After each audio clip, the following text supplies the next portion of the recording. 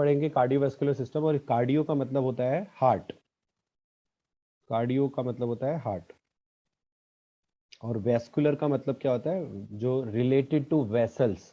Vessels आपने एक word सुना होगा इंग्लिश में, वेसल्स का मतलब होता है बर्तन। यहाँ पर बर्तन का मतलब क्या है कि ऐसा सिस्टम जो किसी चीज़ को कैरी करता है, यानी कोई चीज़ उसमें रखी होती है या ट्रैवल करती है। तो वेसल्स यहाँ पर है हमारी पाइपलाइंस जिसमें कि ब्लड ट्रैवल करता है, जिसको हम आर्टरीज और वेन्स के नाम से या कैपिलरीज के नाम से जानते हैं हमारी बॉडी के अंदर। सबने सुनी है आर्टरी, धमनी जिसको हिंदी में बोलते हैं, या वेन्स सुनी होगी, नसें जो आपको दिखती हैं, आपके हाथ पे नसें निकल रही हैं, बॉडी बिल्डिंग में होते हैं ना कि नसें निकालनी है मुझे, तो उसको वेन्स बोलते हैं। और कैपिलरीज होती है बहुत छोटी छोटी पाइपलाइन, जिसमें जैसे कि आप आंख को अगर पास करते हो मिरर के और अपनी आंख के अंदर देखोगे आप, तो आपको नजर आएगा कि छोटी छोटी सी लाल लाल रंग की लाइनें जा रही हैं, वो ब्लड को कैरी करने वाले पाइप्स हैं बेसिकली। और वो बहुत छोटे भी हो सकते हैं। ब्लड की कैपिलरीज कितनी छोटी हो सकती हैं वो मैं आपको एग्जांपल बताता हूँ, क्योंकि ये चैप्टर बहुत इंटरेस्टिंग है, तो आज मैं काफ़ी सारी इंटरेस्टिंग बातें आपको बताऊंगा, मजा आएगा। और मैं चाहता हूँ सब इंटरेक्टिव रहे, जो भी डाउट हो साथ के साथ। ये जो ब्लड की कैपिलरीज होती हैं या ब्लड की पाइपलाइन होती है, वो इतनी छोटी हो सकती हैं, कितनी छोटी हो सकती हैं वो मैं बता रहा हूँ। एक सुई की नोक के 4,000वें हिस्से के बराबर। जैसे सुई की नोक, मान लो ये जो मैंने डॉट लगाया, आपको शायद ध्यान से दिख भी नहीं रहा होगा, ये डॉट मैंने लगाया, तो इस डॉट के 4,000वें हिस्से, अब कितना छोटा हो सकता है, उतने हिस्से के बराबर भी वो कैपिलरी हो सकती है जिसकी हम बात कर रहे हैं। ये हमारे मोस्टली लंग्स में होती है इस तरह की कैपिलरीज। तो ये जो सिस्टम है, ये सिस्टम का नाम है कार्डियोवैस्कुलर सिस्टम। इसको हम कार्डियोलॉजी भी बोलते हैं, यानी स्टडी ऑफ हार्ट भी बोलते हैं। और ये सिस्टम को सर्कुलेटरी सिस्टम भी बोला जाता है, क्योंकि ये ब्लड के सर्कुलेशन के लिए रिस्पॉन्सिबल है। अब जो, क्योंकि ये ब्लड का सर्कुलेशन करता है बेसिकली, तो हम दो बातें पहले समझते हैं कि हार्ट क्या है और ब्लड क्या है और उनके काम क्या है। तो सबसे पहले हार्ट को समझते हैं। हार्ट एक पंपिंग ऑर्गन है। हार्ट क्या है? एक पंपिंग ऑर्गन। पंपिंग ऑर्गन का मतलब होता है कि जो भी ऑर्गन पंप करता है, इसको पंप करता है ऑर्गन, ब्लड को जो पंप करता है थ्रू आउट द बॉडी। तो जैसे कि आप एग्जांपल के हिसाब से देख सकते हो कि आपके घर में पानी की मोटर लगी होती है एक, जो कि तीसरी दूसरी चौथी मंजिल तक पानी को पंप करती है। तो जो वो पंप होता है पानी फेंकने वाला, वो और हार्ट का काम ऑलमोस्ट सेम है। तो यानी एक्चुअल में हार्ट का कोई ना तो इमोशनल कोई एंगल है, जैसे हम कहते हैं भाई दिल टूट गया, ऐसा कुछ नहीं है। हार्ट एक पंपिंग ऑर्गन है जो कि ब्लड को फ्लो के साथ फेंक देता है और पूरी बॉडी में ट्रेवल करवाता है, बस इतना काम है हार्ट का। फिर आता है कि ब्लड को क्यों फेंकता है, पूरी बॉडी में ब्लड ट्रेवल करके क्या करता है, ये सारे फंक्शंस क्या हैं, तो वो हम समझते हैं। ब्लड एक तरह का ट्रांसपोर्ट सिस्टम है। ब्लड क्या है? ट्रांसपोर्ट सिस्टम है। ट्रांसपोर्ट सिस्टम का मतलब क्या है कि ब्लड हार्ट से जब पूरी बॉडी में पंप होता है, तो वो कुछ चीजें लेकर जाता है और कुछ चीजें वापस लेकर आता है। किस तक लेके जाता है? सेल्स तक लेके जाता है। यानी हमारी बॉडी, सारी बॉडी करोड़ों सेल्स से मिलके बनी है। तो जो सेल्स या कोशिकाएं हैं, उनको मैंने बताया था, वो सारे वो काम करती हैं सेल्स, जो कि हमारी ह्यूमन बॉडी करती है। यानी कि वो खाना भी खाते हैं, सांस भी लेते हैं, और वो एक्सक्रीट भी करते हैं, रिप्रोड्यूस भी करते हैं, नए नए सेल्स बनाते हैं अपने अंदर से। तो ये सारे काम करने के लिए उन्हें एनर्जी की जरूरत होती है, जो उनको फूड चाहिए होता है जिसके लिए। तो वो फूड कौन पहुंचाता है सेल्स तक? ब्लड पहुंचाता है। प्लस उनको ब्रीदिंग या सांस लेने के लिए ऑक्सीजन की जरूरत पड़ती है, तो वो ऑक्सीजन कौन पहुंचाता है? ब्लड पहुंचाता है। प्लस जब वो खाना खा लेते हैं, तो उसको खाने की गंदगी को उनको निकाल के भी फेंकना होता है। तो वो जो गंदगी है वो वापसी में ब्लड ही लेकर आता है। ठीक है, तो सबको ये चीज बिल्कुल क्लियर है कि हार्ट और ब्लड क्या काम कर रहे हैं। तो ब्लड एक ट्रांसपोर्ट सिस्टम हो गया और हार्ट उसको चलाने वाला या फेंकने वाला पंपिंग ऑर्गन हो गया। तो दो तरह के सर्कुलेशन होते हैं हार्ट के अंदर या पूरी बॉडी के अंदर। एक होता है पल्मोनरी सर्कुलेशन और एक होता है सिस्टमिक सर्कुलेशन। अब पल्मोनरी सर्कुलेशन किसके बीच में होता है? हार्ट और लंग्स के बीच में होता है। आपको एग्जांपल में थोड़ा सा इमेज बना के दिखाता हूँ। जैसे आपने देखा होगा कि हमारा ये इस तरह से लंग्स होते हैं, ये हमारे लंग्स है मान लीजिए।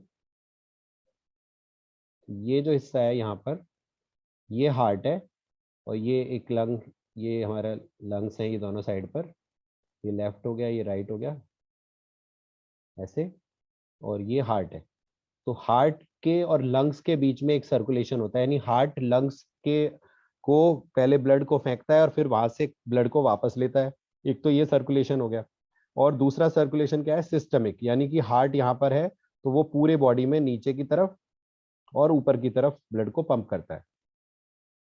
यहाँ तक क्लियर है सबको? बिल्कुल बेसिक बातें बताइए मैंने अभी तक। ओके। तो पल्मोनरी सर्कुलेशन हार्ट और लंग्स के बीच में हो गया, और सिस्टमिक सर्कुलेशन पूरी बॉडी के और हार्ट के बीच में हो गया। तो ये दो तरह के सर्कुलेशन आपको याद रखने हैं। एग्जाम में, टेस्ट में, पेपर में या उसमें आ सकता है कि भाई सर्कुलेशन कौन कौन से दो तरह के होते हैं, तो आपको लिखना है पल्मोनरी। और ये पूछा जा सकता है कि पल्मोनरी सर्कुलेशन किसके बीच में होता है, तो आपको लिखना है हार्ट और लंग्स के बीच में होता है। बहुत अब आते हैं हार्ट के, कि भी हार्ट में ऐसा क्या खास है कि हम इतना इंपॉर्टेंस देते हैं हार्ट को। एक तो हार्ट ऐसा ऑर्गन है जो कि हमारे लिए 24/7 वर्क करता है। एक ऐसा ऑर्गन है जो 24 घंटे सातों दिन हर वक्त हर पल धड़कता रहता है और हमारे लिए वर्क करता है। अब जैसे डाइजेस्टिव सिस्टम की बात करें, तो हमारे स्टमक हो गया या और ऑर्गन हो गए, उनको 24 घंटे काम नहीं करना। जब आप खाना खिलाओगे वो बेचारे तभी वो काम करेंगे। बट हार्ट ऐसा है अकेला जो कि हर वक्त काम करता है। ठीक है। तो हार्ट के अंदर क्या होता है, ये मसल फाइबर से मिलके बना होता है। 3 तरह के मसल होते हैं, उनमें से एक अकेला हार्ट होता है। यानी हार्ट के अंदर जो मसल है वो कहीं और नहीं होता बॉडी के अंदर। तो इसमें अगर हम इसको मैं बॉडी बिल्डिंग से रिलेट करूं, तो इस तरह से आप देख सकते हो कि कई लोग, आपने सुना होगा कि बॉडी बिल्डिंग में स्टेरॉइड्स लेते हैं। तो स्टेरॉइड्स का काम अल्टीमेटली होता है कि मसल डेवलप करना या मसल का साइज बढ़ाना। तो गड़बड़ क्या होती है कि जब कोई स्टेरॉइड लेता है, तो स्टेरॉइड को ये नहीं पता होता कि मुझे कौन से मसल का साइज बढ़ाना है। इसीलिए हम लोग क्या कहते हैं उसको कि भाई आप वर्कआउट अच्छा करो, हैवी वर्कआउट करो। तो जैसे उसने बाइसेप्स का वर्कआउट किया, तो बाइसेप्स के मसल का इंक्रीज होगा साइज। थाइज का किया तो थाइज का इंक्रीज होगा। लेकिन उसको ये नहीं पता कि हार्ट भी एक मसल है, तो वो हार्ट का भी साइज इंक्रीज कर देता है, जिसको कि एक बीमारी कहते हैं, जिसको हम बोलते हैं कार्डियोमेगली। कार्डियोमेगली का मतलब होता है कि हार्ट का साइज का एनलार्जमेंट। तो जब ये कार्डियोमेगली हो गया, इसका मतलब क्या हुआ कि हार्ट का साइज बढ़ गया, जो कि सही नहीं है। हार्ट का साइज बढ़ना अच्छी बात नहीं है, तो इसलिए स्टेरॉइड को अवॉइड करना चाहिए। बट बॉडी बिल्डिंग लाइन है, सभी लोग यूज कर रहे हैं, इसलिए वो एक अलग टॉपिक है, उसको हम बाद में डिस्कस करेंगे। फिर से हम आते हैं हार्ट के ऊपर। हाँ जी। तो हार्ट जो है वो मसल फाइबर से बना है, और करीबन 300 मिलियन लीटर ऑफ ब्लड एक अपनी एक एवरेज लाइफ टाइम में, एक इंसान की जिंदगी में इतना लीटर ब्लड को वो पंप करता है पूरी बॉडी में। और 1 मिनट में कितना पंप कर सकता है हार्ट? 5 से लेकर 35 लीटर ब्लड को पंप कर सकता है हार्ट। 5 लीटर से 35 लीटर तक पंप कर सकता है। अब ये मैं क्लास ले रहा था, तो एक स्टूडेंट ने मेरे से सवाल पूछा कि हमारे शरीर में कितना ब्लड होता है। मैंने उसको, अब आपसे पूछता हूँ मैं, सभी लोग में से कौन बताएगा कि हमारे बॉडी में कितना टोटल ब्लड होता है?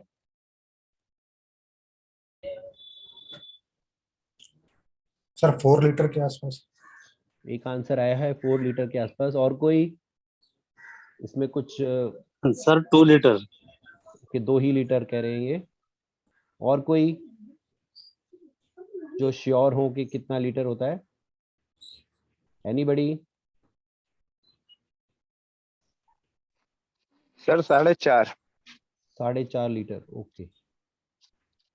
अप्रोक्सीमेटली वैसे 6 to 7 लीटर ब्लड होता है एक एवरेज बॉडी के अंदर। 6 से 7 लीटर होता है। तो ये जो 2 लीटर वाले हैं, ये प्लीज उसको खाना खिलाएं ज्यादा, जिसका उन्होंने चेक किया है, ताकि उसका ब्लड बढ़े। 4 और 4.5 से ज्यादा बढ़ाना पड़ेगा। तो ये इतना ब्लड में तो आदमी मर जाएगा, 2 लीटर 4 लीटर में मर जाएगा। 6 से 7 लीटर के करीब ब्लड होता है एक एवरेज बॉडी में। तो एक स्टूडेंट ने मुझसे सवाल पूछा कि सर आप कह रहे हो 5 से 35 लीटर ब्लड को 1 मिनट में हार्ट पंप कर देता है पूरी बॉडी में, तो हमारी बॉडी में तो 6-7 लीटर ही होता है, तो इतना सारा ब्लड लाता कहाँ से है? तो ये एक्चुअल में टोटल ब्लड का जो क्वांटिटी है, वॉल्यूम है, उसकी बात नहीं हो रही। ये बात हो रही है 1 मिनट में पंप करने की। तो जो वो पंप हो रहा है, वो उसी ब्लड को बार बार पंप कर रहा है, क्योंकि हम सर्कुलेशन की बात करें ना, सर्कुलेशन का मतलब होता है एक सर्कल में ऐसे कैसे घूमना। तो जितना आपके पास ब्लड है, उसको आप 4 बार भी तो घुमा सकते हो ना पूरी बॉडी में। तो इस तरह से 5 से 35 लीटर, यानी 5 लीटर तो वो कम से कम कर ही लेता है। बट कई बार 30 लीटर, 25 लीटर या 35 लीटर को ब्लड को भी पंप कर सकता है 1 मिनट में। अब ये ऐसा क्यों होता है? कोई बता सकता है कि 35 लीटर क्यों पंप कर रहा है, और कई बार 8 या 10 लीटर ही क्यों पंप कर रहा है? एनीबडी? कुछ कुछ आइडिया लग रहा है आपको देखकर, सोचकर? सर एक्सरसाइज करते समय हार्ट बीट बढ़ती है, जिसके कारण वो पंपिंग उनका बढ़ जाता है। Very good, good answer. जब आप कोई भी वर्कआउट कर रहे हो, तो आपकी सांस फूल रही है, आपको ऑक्सीजन की रिक्वायरमेंट बढ़ गई है, ऑक्सीजन की रिक्वायरमेंट को पूरा करने के लिए हार्ट को अपनी पंपिंग को बढ़ाना पड़ता है। तो हार्ट की पंपिंग जब रेज हो जाती है, इंक्रीज हो जाती है, बढ़ जाती है, तो वो ज्यादा ब्लड को पंप करेगा। ज्यादा ब्लड को पंप करने का फायदा ही यही है, क्योंकि ब्लड ऑक्सीजन लेके जा रहा है सेल्स तक, तो सारे सेल्स की रिक्वायरमेंट बढ़ गई। अब आपने दौड़ लगा दी तो सारे सेल्स को अब ज्यादा ऑक्सीजन चाहिए जिंदा रहने के लिए। तो कहाँ से आएगी ऑक्सीजन? तो ब्लड ही लाएगा। तो ब्लड को फेंकने के लिए हार्ट को ज्यादा काम करना पड़ेगा और वो स्पीड बढ़ा देगा। वही ब्लड लंग्स में जाएगा, ऑक्सीजन लेगा और पूरी बॉडी में सप्लाई करेगा। तो इस तरह से according to the requirement of body, यानी बॉडी की जरूरत के हिसाब से 5 से 35 लीटर ब्लड 1 मिनट में हार्ट पंप कर सकता है। अब इसका साइज कितना होता है? अप्रोक्सीमेटली जो भी इंसान का हार्ट है वो उसके खुद के मुट्ठी के बराबर। जैसे कि ये मेरी हाथ की मुट्ठी है, तो ये मेरे हार्ट का साइज अप्रोक्सीमेटली इतना हो सकता है। तो हर इंसान की जो अपने हाथ की फिस्ट है या मुट्ठी है, उसका साइज हार्ट का अप्रोक्सीमेटली उतना होता है। और वेट कितना होता है? वेट होता है अप्रोक्सीमेटली लेस देन अ पाउंड। एक पाउंड में कितना वेट होता है? करीबन 454 ग्राम, यानी आधा किलो से थोड़ा सा कम। तो अंदाजे से 450 ग्राम के करीब एक हार्ट, एवरेज इंसान का हार्ट होता है। तो ये दो चीजें आपको याद रखनी है कि साइज कितना होता है, कई बार क्वेश्चन आता है, और वेट कितना होता है ये भी क्वेश्चन आ सकता है, तो आपको ध्यान रखना है। और जनरली भी ये बहुत अच्छी अच्छी इन्फॉर्मेशन है, हर आदमी को पता होनी चाहिए। अच्छा, इसका नाम के हिसाब से अब हम इसके स्ट्रक्चर को समझने की कोशिश करते हैं। टिप ऑफ द हार्ट, यानी हार्ट के टिप को, टिप का मतलब होता है जो टॉप पोर्शन है, उसको एपेक्स कहते हैं। एपेक्स का मतलब वैसे भी चोटी होता है हिंदी में। और ये रेस्ट किस पे करता है? डायाफ्राम पे रेस्ट करता है। मैं भी समझाऊंगा पिक्चर दिखा के कि क्या होता है डायफ्राम। और स्टर्नम एक ऐसी लोकेटेड होती है in front of the heart, एक बोन होती है जिसको हम ब्रेस्ट बोन या चेस्ट बोन बोलते हैं, स्टर्नम। तो एक सेकंड में आपको जरा सी एक इमेज से समझाता हूँ कि कहाँ क्या है। ये हमने एक छोटा सा ये बनाया इमेज, ठीक है। इसमें आप देखिए हार्ट अगर यहाँ पर है, ये हार्ट है, तो ये जो बीच में एक आपको लाइन नजर आती है चेस्ट के बीच में, ये बोन होती है स्टर्नम बोन। ठीक है, दोनों लंग्स के बीच में होगी। ये लंग्स हो गए यहाँ पर ऐसे, ये लंग्स हो गए। थोड़ा सा ड्राइंग अजीब सी है मेरी। तो ये लंग्स हो गए। यहाँ पर मान लीजिए हार्ट आ रहा है, इसको थोड़ा बड़ा करके भी मैं अभी इमेज में दिखाऊंगा। और ये जो इस हार्ट लंग्स के नीचे जो ये वाला एरिया देखिए जो मैंने बनाया, इसको मैं कलर चेंज करके दिखाता हूँ। ये वाला जो एरिया है, ये वाला, ठीक है, ये है डायाफ्राम। तो हमारे जो दोनों लंग्स हैं और ये जो हार्ट है, वो किस पे रेस्ट कर रहा है? डायाफ्राम पे रेस्ट कर रहा है, इस पे। और ये जो डायाफ्राम है, ये इलास्टिक होता है, यानी इसकी ये थोड़ा सा लचीला होता है। तो जब हम सांस लेते हैं तो हमारे दोनों लंग्स जो हैं वो फूलते हैं गुब्बारे की तरह। और फूल के वो क्या करते हैं? इस डायाफ्राम को नीचे की तरफ पुश करते हैं, धक्का देते हैं, तो ये डायाफ्राम नीचे आ जाता है हल्का सा। तो जब ये डायाफ्राम नीचे आता है सांस लेने के बाद, तो फिर ये वापस धक्का मारता है, क्योंकि ये रबड़ की तरह खिंच रहा है। तो ये वापसी में अपने आप धक्का मारता है। धक्का मारेगा तो ये जो दोनों गुब्बारे की तरह हमारे लंग्स फूले होते हैं, फेफड़े, इसमें से वो जो हवा है वो निकल के हमारी नाक के थ्रू सांस बाहर निकलती है। और ये थोड़ा साइज इसका कम होता है और डायफ्राम ऊपर की तरफ आता है और हमारी ब्रीद आउट हो जाती है, यानी सांस बाहर निकल जाती है। तो एक नेचुरल प्रोसेस है, इसमें आपको एफर्ट डालना नहीं पड़ता, ये ऑटोमेटिकली होता है। कई बार आप जानबूझ के भी सांस ले या छोड़ सकते हैं। ये दोनों तरह से प्रोसेस है, आप जानबूझ के भी कर सकते हैं सांस लेने का काम, और आपका ऑटोमेटिकली भी हो सकता है। अगर आप किसी से बातें कर रहे हो, आपको पता भी नहीं लगेगा कि कैसे हो रहा है। ये स्ट्रक्चर को हम समझते हैं, हार्ट के स्ट्रक्चर को देखिए। यहाँ आता है हार्ट का स्ट्रक्चर। थोड़ा सा इसको मैं इलेबोरेट करता हूँ, इसमें थोड़ा सा मुश्किल लगता है जो बुक्स में जो इमेज होती है, तो मैं आपको ऐसी इमेज में बना के हार्ट का स्ट्रक्चर समझाऊंगा, जो कि आपने ज्यादातर अपनी पूरी लाइफ टाइम में देखा होगा और आपको बहुत आसानी से समझ में आ जाएगा। पहले मैं एक बार स्ट्रक्चर को एक्सप्लेन कर देता हूँ, फिर समझाऊंगा दोबारा से। तो ये हमारा आता है, हार्ट के 4 चैम्बर्स होते हैं। चैम्बर का मतलब होता है कमरा या रूम। तो हार्ट के 4 रूम होते हैं। अगर आप इस वाली इमेज को देखोगे तो यहाँ से आपको नजर आ जाएगा, ये जो पहला रूम है, ऐसे करके इसकी कलर चेंज करते हैं। ये जो है ये आपका फर्स्ट राइट एट्रियम या ऑरिकल कहा जाता है इसको, ये वाला जो है। और ये है लेफ्ट एट्रियम या लेफ्ट ऑरिकल। तीसरा है राइट वेंट्रिकल, ये वाला आपका राइट वेंट्रिकल है, और ये वाला लेफ्ट वेंट्रिकल है। ये 4 इसके नाम है, हार्ट के 4 कमरे हैं। और इन चारों कमरों की बहुत टेक्निकल सी काम है जो अभी हम सीखेंगे, और बहुत ही इंटरेस्टिंग मजा आने वाला है हार्ट का स्ट्रक्चर देख के। तो अपर वाले चैम्बर्स को एट्रिया या ऑरिकल कहते हैं, राइट और लेफ्ट। और नीचे वाले को वेंट्रिकल्स कहते हैं, राइट एंड लेफ्ट। तो राइट एंड लेफ्ट एट्रिया किससे सेपरेटेड होता है? इंटर एट्रियल सेप्टम से, यानी किसके बीच में एक इस तरह की लाइन होती है, इसको सेप्टम बोलते हैं। हमारे बॉडी में कहीं पर भी दो चीजों के बीच में कोई भी लाइन होगी उसको सेप्टम कहा जाएगा। ठीक है, जैसे नाक है हमारी, नाक के बीच में नेजल सेप्टम होता है, जो बीच की लाइन आपको दिखती है ना यहाँ पर, उसको बोलते हैं नेजल सेप्टम, ऐसे दीवार जो है नाक के बीच में, तो वो सेप्टम कहलाती है। और ऐसी इसकी वेंट्रिकल के बीच की दीवार है ये वाली, ये इसको इंटरवेंट्रिकुलर सेप्टम कहते हैं। हार्ट कितना बीट करता है? अप्रोक्सीमेटली 70 से 80 टाइम्स हर मिनट में हार्ट बीट करता है। बीट करने का मतलब धड़कता है। तो ये एवरेज है, किसी का कम भी हो सकता है, ज्यादा भी हो सकता है। जिसका जितना कम होगा, ठीक है, हार्ट का बीट, और फिर भी वो जिंदा है, तो वो उसका मतलब ज्यादा हेल्दी है। वो भी हम डिस्कस करेंगे आने वाले चैप्टर्स में। अभी आप इस पे ज़्यादा दिमाग मत लगाइएगा, आने वाले टाइम में हम इसको डिस्कस करेंगे। अभी मैं आपको हार्ट का स्ट्रक्चर समझाता हूँ और थ्योरी समझाता हूँ आसान भाषा में। देखिए ये जगह खाली है, यहीं पे बना लेते हैं। आपने फिल्मों में देखा होगा हार्ट का स्ट्रक्चर, मैं वैसे ही समझाऊंगा आप लोगों को। ये देखिए, ये मैंने हार्ट बनाया यहाँ पर ऐसे।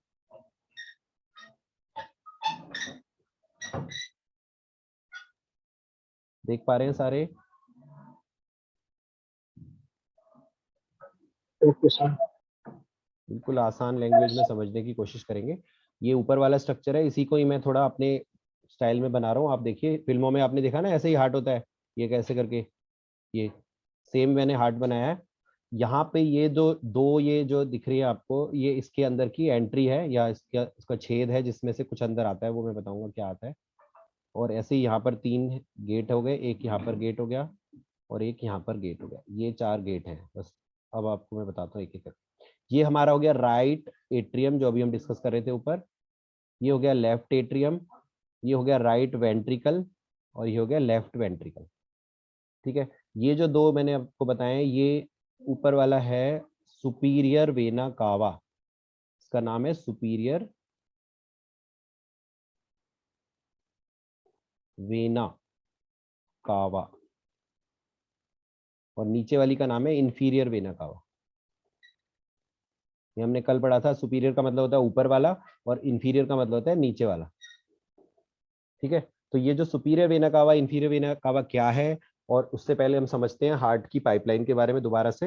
हार्ट जो है, जो पूरी बॉडी में ट्रेवल करता है, तो दो तरह से ट्रेवल करता है। एक तो आर्टरीज में ट्रेवल करता है और एक वेन्स में ट्रेवल करता है। तो जब आर्टरीज में ट्रेवल कब करता है? जब उसके अंदर ऑक्सीजन होती है। ध्यान से समझिए, आर्टरीज में या धमनियों में जब ट्रेवल करेगा तो उसके अंदर ऑक्सीजन होगी, और जब वो वेन्स में ट्रेवल करेगा तो उसके अंदर ऑक्सीजन नहीं होगी। तो जब ऑक्सीजन होगी तो उसको हम ऑक्सीजनेटेड ब्लड बोलेंगे, और जब ऑक्सीजन नहीं होगी तो हमको डीऑक्सीजनेटेड ब्लड बोलेंगे। तो जब ऑक्सीजन होगी तो उस पाइपलाइन का कलर रेड कलर का होगा, और जब नहीं होगी तो उसका कलर नीला या हरा नजर आएगा। तो जब आप अपने हाथ पे देखते हो, यहाँ पर नस वगैरह होती हैं आपके हाथों पे, देखते हो ना ध्यान से, उसका कलर आपको हल्का हरा नीला ऐसे नजर आता है। वो वेन्स होती हैं, जो कि आप बॉडी बिल्डिंग में या किसी को भी देखते हो तो वो निकालते हैं ना जो वेन्स, वो वेन्स कहलाती हैं। और आर्टरीज ज्यादातर इंटरनल होती हैं, यानी ज्यादा अंदर होती हैं शरीर के, तो इसलिए नजर नहीं आती हैं, बट अगर आए नजर तो वो लाल रंग की होंगी। क्यों होंगी लाल रंग की? क्योंकि उसमें ऑक्सीजन है, और ऑक्सीजन को कैरी करने का काम हीमोग्लोबिन का होता है, और हीमोग्लोबिन रेड ब्लड सेल का एक पार्ट होता है, और इसलिए वहां पर रेड कलर उसका नजर आता है हीमोग्लोबिन की वजह से। क्लियर है सबको? अब आते हैं थ्योरी पे, कि जो सुपीरियर वेना कावा और इंफीरियर वेना कावा है, ये जो मैंने अभी नीले और हरे रंग की वेन्स बताई थी, ये सबसे बड़ी वेन्स होती है, यानी सबसे मोटी वेन्स होती है। इतनी मोटी पाइपलाइन, ऐसे करके बहुत मोटी पाइपलाइन होती है, जो इसका काम है पूरी बॉडी से बिना ऑक्सीजन के ब्लड को लाकर हार्ट में डालना। सुपीरियर वेना कावा यानी ऊपर वाली का काम है हार्ट से ऊपर, यानी अगर आपका हार्ट यहाँ पे है तो हार्ट से, यानी स्ट्रक्चर में देखिए, मान लीजिए यहाँ पे हार्ट है आपका,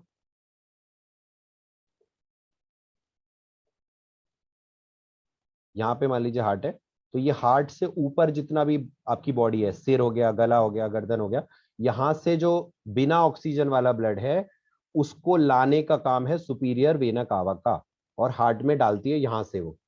और जो इंफीरियर वेना कावा है, वो नीचे से, यानी हार्ट के नीचे जितना भी आपका पेट हो गया, पैर हो गए, सब सारा स्ट्रक्चर है, वहां से ब्लड को लाती है, बिना ऑक्सीजन वाले ब्लड को, और यहाँ से इस वाली जगह से हार्ट में डाल देती है, यहाँ से हार्ट में डाल देती है वो। ठीक है, तो सुपीरियर वेना कावा बिना ऑक्सीजन वाला ब्लड हार्ट से ऊपर से ला रही है, और नीचे से इंफीरियर वेना कावा ला रही है, और यहाँ पर राइट वेट एट्रियम में वो ब्लड को डाल देती है।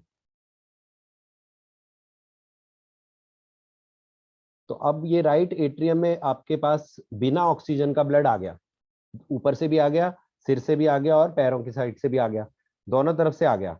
अब वो क्या काम करेगा, वो ब्लड जो है वो यहाँ से, ये जो मैंने आपको 3 ये पे लगा रखे डंडे, ये एक्चुअल में कस्प की तरह दरवाजे होते हैं, इनको बोलते हैं वॉल्व। आपने फिल्मों में या वैसे सुना होगा कि उसका वॉल्व खराब हो गया हार्ट में, उसको स्टेंट लगेगा या कुछ और प्रॉब्लम होगी, तो जो वॉल्व होते हैं ना, वो वॉल्व है ये। तो ये वॉल्व की शेप कैसी होती है, हाफ मून की तरह, इस तरह की शेप होती है, और ये ऐसे दरवाजे की तरह खुलना बंद करने का काम करते हैं। और ये सिर्फ वन साइडेड ओपन होते हैं, यानी कि अगर यहाँ से ये इधर का दरवाजा इधर की तरफ खुलेगा तो यहाँ से वापसी में नहीं ले जा सकता, यानी दरवाजा टू वे ओपन नहीं होता आपका, जो एक बार इधर से कोई सामान इधर आ गया तो वापस नहीं जा सकता। ठीक है, तो ये 3 जो वॉल्व होते हैं इनका नाम होता है ट्राई कस्पिड वॉल्व। इसको मैं टेक्स्ट बॉक्स से टाइप करता हूँ थोड़ा सा। इसका नाम होता है ट्राई कस्पिड वॉल्व। क्लियर है ये? तो इसका नाम हो गया ट्राइकस्पिड वॉल्व। और ट्राइकस्पिड वॉल्व से पहले अब हमारे को ये याद हो गया, समझ में आ गया कि यहाँ पर हमारे पास कैसा वो ब्लड है, बिना ऑक्सीजन वाला ब्लड है हमारे पास यहाँ पे सारा। ठीक है, यहाँ से ट्राइकस्पिड वॉल्व से होकर अब बिना ऑक्सीजन वाला ब्लड कहाँ गया, राइट वेंट्रिकल में आ गया। कैसे आएगा वो मैं अभी समझाऊंगा, पहले हम सोच रहे हैं इस दरवाजों को खोलकर वो इधर आ गया बस। अब यहाँ से कहाँ जाता है, यहाँ से इस हार्ट के जो मैंने स्ट्रक्चर बनाया इसके पीछे से समझ लो, यहाँ से जा रहा है, इसके बैकग्राउंड से जा रहा है, और कहाँ जाएगा, अब ये लंग्स में जाएगा। यहाँ पर हमारे लंग्स हैं, तो ये लंग्स में चला गया, और लंग्स में जाने का वो हम रेस्पिरेटरी सिस्टम यानी लंग्स वाले सिस्टम में पढ़ेंगे कि वहां जाके वो क्या काम करेगा। अभी फिलहाल इतना समझ लीजिए कि वो लंग्स में गया तो वहां से वो ऑक्सीजन लेकर आया और यहाँ से कार्बन डाइऑक्साइड को वहां पर जाके छोड़ आया। जैसे आपको पता ही, हम सांस लेते हैं तो ऑक्सीजन की लेते हैं और छोड़ते कार्बन डाइऑक्साइड है, तो ये यहाँ पर से गया और वहां पर जाके इसने ऑक्सीजन ले लिया और कार्बन डाइऑक्साइड को छोड़ दिया। ठीक है, तो उसकी डिटेल अगले चैप्टर में पढ़ेंगे जब हम आगे पढ़ेंगे, अभी फिलहाल इतना समझ लीजिए। अब ऑक्सीजन वाला ब्लड वापसी जब आएगा यहाँ से लंग से, जो इसने मिलाया है अभी लंग्स ने, वो यहाँ से लेफ्ट एट्रियम से दोबारा से हार्ट में यहाँ पर से एंट्री ले लेता है। अब जो ब्लड इसके अंदर आया है, इसको हम दूसरे कलर से इंडिकेट करते हैं, मान लीजिए ग्रीन से करते हैं। अब जो यहाँ पर ब्लड आया ये अब ऑक्सीजन वाला ब्लड हो गया, अब इसमें ऑक्सीजन मिली हुई है ब्लड के अंदर। अब ये ऑक्सीजन वाला ब्लड इन दोनों दरवाजों से, इसको बोलते हैं हम, क्या बोलते हैं इसको, बाइकस्पिड वॉल्व। तो इसका मैं लिख देता हूँ बाइकस्पिड वॉल्व, या फिर इसको माइट्रल वॉल्व भी बोलते हैं। ठीक है, तो ये जो बाइकस्पिड वॉल्व है, इस बाइकस्पिड वॉल्व के अंदर से ये होता हुआ यहाँ पर लेफ्ट वेंट्रिकल में आ गया। अब सारा ऑक्सीजन वाला ब्लड आ गया हमारे पास यहाँ। यहाँ से एक ये वाला बड़ा गेट जो है, इस गेट को बोलते हैं एओर्टा या आयोटा, AORTA। यहाँ से 4 वो निकलती हैं आर्टरीज, 4 पाइपलाइंस निकलती हैं। एक पाइपलाइन तो आपकी क्या करती है, खुद हार्ट को ही दे देती है ब्लड, क्योंकि हार्ट भी एक ऑर्गन है और उसको खुद भी ऑक्सीजन चाहिए और खाना चाहिए अपने आप को जिंदा रखने के लिए। तो वो खाना कहाँ जाता है वो हम अभी डिस्कस करेंगे, बट अभी याद रख लीजिए कि हार्ट में जाता है। दूसरी जो पाइपलाइन होती है उससे बॉडी के अपर बॉडी में चला जाता है, सिर के लिए, गले के लिए। और जो बाकी 2 होती हैं वो नीचे की तरफ चली जाती हैं पाइपलाइन, जो कि किडनी की तरफ जाती हैं लेकर ऑक्सीजन वाले ब्लड को, और किडनी में जाकर उसकी फिर से सफाई करती हैं, छानती हैं उसको, और उसी से आपका यूरिन बनता है। यूरिन बनने के बाद जिस भी बॉडी के सेल को जरूरत होती है वहां पर ये ब्लड जाता है और ऑक्सीजन देता है, खाना देता है, और खाना देने के बाद वापसी में गंदगी ले लेता है और कार्बन डाइऑक्साइड को ले लेता है, और फिर वही प्रोसेस चलना शुरू हो जाता है। तो इसको एक सर्कुलेशन बोलेंगे जब हार्ट से पूरी बॉडी में जा रहा है। क्या सबको इतना समझ में आया जो मैंने अभी बताया? किसी को कोई भी डाउट? जी सर। जी सर। सबको आ गया ना? बिल्कुल हाँ मैंने सर, आसान भाषा में सिखाया है। जी सर। ओके, कोई के सुपीरियर जी वेना सर। कावा अपर बॉडी से सारा गंदा वाला ब्लड यानी कि बिना ऑक्सीजन वाला ब्लड लेकर आई थी यहाँ पर राइट एट्रियम में ऐसे करके, और यहाँ से नीचे वाला जो इंफीरियर वेना कावा लाई थी नीचे वाली बॉडी से। तो अब ये ब्लड जो यहाँ पर आया था बिना ऑक्सीजन वाला, वो यहाँ पर मैंने बताया था कि 3 दरवाजों से इसमें आ गया, बट ये अपने आप नहीं आता। इसको आने के लिए कुछ जरूरत पड़ती है। ऐसे ये जो ऑक्सीजन वाला ब्लड है ये भी इन 2 दरवाजों से होकर अपने आप यहाँ नहीं आता। वो कब आता है, कैसे आता है, वो समझा रहा हूँ अब मैं। ये बीच में मैंने बताया था, ये जो सेप्टम होता है, ये जो बीच का दीवार होती है, इस दीवार पर क्या होता है, नोड्स होते हैं। नोड्स का मतलब कोने होते हैं, यानी गांठें होती हैं छोटी छोटी। ऐसे समझ लीजिए 3 गांठें हैं मान लीजिए। इस वाली गांठ से लेकर इस वाली नॉट नॉट से लेकर यहाँ तक सबसे पहले एक करंट पास आउट होता है। करंट समझते हो, बिजली का करंट होता है, ऐसे ही इसके अंदर एक करंट होता है, नेचुरल करंट। वो करंट जब पास आउट होता है तो क्या होता है, हार्ट का कॉन्ट्रैक्शन होता है। कॉन्ट्रैक्शन माने सिकुड़ना। तो हार्ट सिकुड़ता है ऐसे। तो क्या सिकुड़ता है, ये ऊपर वाले दोनों हिस्से सिकुड़ते हैं। जैसे कि आप समझ लो आपके पास एक गुब्बारा है ऊपर, और ये आपने ऐसे करके भींच दिया। तो जब ऊपर का गुब्बारे को आप सिकोड़ते हो या कॉन्ट्रैक्ट करते हो, भींचते हो, तो ऊपर वाला जो दोनों साइड का ब्लड है, या पानी की तरह आप सोच सकते हो, तो वो ब्लड को क्या करता है, प्रेशर से इन इन दरवाजों से होता हुआ नीचे आ जाता है वो ब्लड। ठीक है। जी और फिर क्या होता है, फिर दोबारा से ये ब्लड, अब ये करंट यहाँ तक तो आ गया था, तो ये वाला कॉन्ट्रैक्ट हुआ ऊपर वाला। अब ये करंट थोड़ा सा और आगे जाएगा, क्योंकि करंट है तो बहुत स्पीड से जाएगा ना। तो अब ये तक तो क्या हुआ, ये सिकुड़ा और ये खुला हुआ था नीचे वाला, ये वाला पोर्शन नीचे का। और अब करंट जब अगली बार यहाँ आया तो नीचे वाला भिज गया, कॉन्ट्रैक्ट हो गया, और ऊपर वाला खुल गया। तो जब नीचे वाला कॉन्ट्रैक्ट होगा तो इसमें इसका ब्लड, जो राइट वेंट्रिकल का ब्लड था, ये पीछे से होता हुआ लंग्स में चला गया, और इसका वाला जो ब्लड था वो यहाँ से पूरी बॉडी में चला गया। ये क्लियर है थ्योरी जी करंट वाली? सर। समझ में आ रही है? फिर से दोबारा बता रहा हूँ एक बार कि, हाँ सब लोग बंद कर लीजिए अपना साउंड। देखिए यहाँ से इसको मैं दोबारा साफ करके एक बार और बताता हूँ, एक मिनट, लेकिन मैं मिटाना नहीं चाह रहा हूँ, नहीं तो भूल जाओगे। इसको मैं दोबारा से एक बार बता देता हूँ। ऐसे करके किया हमने, ये बीच में जो सेप्टम था, ऐसे करके सबसे पहले करंट इस वाले सेप्टम के पार्ट में आया, तो ये और ये वाले दोनों गुब्बारे की तरह पिचक गए, यानी कॉन्ट्रैक्ट हो गए, सिकुड़ गए। तो इसका ब्लड इसमें आ गया और इसका ब्लड इसमें आ गया। उसके बाद जब करंट यहाँ से आगे पास हुआ तो ये वाला सिकुड़ गया और ये वाला सिकुड़ गया। तो इसका तो सिकुड़ने के बाद इसका ब्लड चला गया लंग्स में, और इसका चला गया पूरी बॉडी में। इतना क्लियर है? तो ऐसा प्रोसेस देखो, अब मेरे हाथों को देखना, ये प्रोसेस परमानेंटली 24 घंटे चलता है। जैसे ऊपर वाला सिकुड़ता है तो ये खुलता है, ये दिख रहा है आपको, ये मैं खोल रहा हूं तो ये सिकुड़ रहा है, ये ऐसे हो रहा है। आ रहा है समझ में सबको? ये जो contraction and relaxation of heart है, इसको बोलते हैं आप, जब आपके दिल की धड़कन जिसको बोलते हैं ना, धक धक धक धक, तो एक्चुअल में जो जी सर। हो रहा है धक धक यही है, खुलना बंद होना, खुलना बंद होना, खुला, और इसी से ही हार्ट का ब्लड पूरी बॉडी में ट्रेवल कर रहा है और लंग्स में जा रहा है। यहाँ तक क्लियर है? अब धक धक का अंग्रेजी नाम जो कि असल में होता है वो सीख लेते हैं। धक धक को कहते हैं इंग्लिश में लब डप। लब यानी LUBB, लब, और डप बोलते हैं DUPP। असल में धक धक ये है, लब डप लब डप, लब डप का साउंड आता है जिसको हम हिंदी में धक धक धक धक बोलते हैं। ठीक है, सबको समझ में आ गया? जी सर। इंटरेस्टिंग है। ओके। अब ये जो लब डब का साउंड आ रहा है, एग्जैक्टली ये जो साउंड आ रहा है वो कहाँ से आ रहा है वो मैं बता रहा हूँ। ये आ रहा है जो बीच के वॉल्व मैंने बताए थे ना अभी, कि बीच में 3 दरवाजे इधर होते हैं, 2 इधर होते हैं। ये हाफ मून शेप के दरवाजे होते हैं, आधा चंद्रमा की तरह, और एक ही तरफ खुलते हैं, दूसरी तरफ बंद हो जाते हैं। तो जब ये दरवाजे खुलते हैं, वो वाला साउंड है ये लब डब का। और किसी को हार्ट की प्रॉब्लम जब हो जाती है, तो हार्ट की प्रॉब्लम होने पे अगर वॉल्व काम करना बंद कर देते हैं, तो डॉक्टर जब चेस्ट पे अपना स्टेथोस्कोप लगाता है साउंड सुनने के लिए, तो उसको अगर ये लब डब का साउंड खराब सुनाई दे रहा होता है या तेज आ रहा होता है, तो वो समझ जाता है कि हार्ट में कोई ना कोई प्रॉब्लम है। क्लियर यहाँ तक? जी सर। ओके, अब मैं इसको मिटा रहा हूँ जी और सर। अब इससे आगे का बढ़ते हैं। वैसे तो अभी हमारे पास टाइम कम है, तो कल शायद कंटिन्यू कर पाएंगे इसको। ओके, अब हमारे पास 1 से 1.5 मिनट रह गया है, तो मैं इसी चीज को दूसरे तरीके से बताता हूँ आपको। 1 सेकेंड, बस मैं लास्ट आपको लेयर्स बता देता हूँ हार्ट की। लेयर्स का क्या मतलब है, जैसे अभी हम पढ़ रहे थे ऊपर कि हार्ट को भी तो जिंदा रहने के लिए चाहिए होता है ना सामान, तो हार्ट की लेयर क्या होती है, 3 लेयर्स होती है हार्ट में, ऐसे करके। तो ये जो बाहरी लेयर होती है हार्ट की, एक तो ये होती है, एक बीच की लेयर होती है सेंट्रल लेयर, और एक होती है अंदरूनी लेयर, ऐसे। तो इसको मेरी मुट्ठी को देखिए, एक तो ये हो गई लेयर बाहर की लेयर, और एक इसके अंदर की यानी साइड से जो दिख रही है उंगली, और एक ये अंदर वाली लेयर जो पाम है। तो इस तरह से 3 लेयर हार्ट में होती हैं।